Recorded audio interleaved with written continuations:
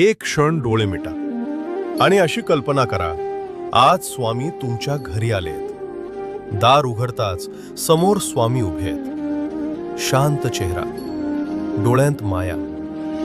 ते आत येतात. कसलाही प्रश्न न विचारता तुमच्या बाजूला बसतात आणि हळूच म्हणतात, तू खूप काही सहन केलेस आणि तरीही तू उभा आहेस. हेच तुझं खरं सामर्थ्य आहे. जे तुटलं ते तुला कमकुवत नाही तर शहाणं बनवतं. जे झालं नाही त्यासाठी स्वतःला दोष देऊ नकोस, कारण योग्य वेळ नेहमी योग्य उत्तर घेऊन येते. स्वामी तुमच्याकडे शांत नजरेनं पाहतात आणि पुढे म्हणतात, आयुष्य तुला तोडायला आलं नाही, ते तुला घडवायला आलंय. त्या एका क्षणात मन हलकं होतं, श्वास शांत होतो आणि आत कुठेतरी नवी उमेद जागी होते.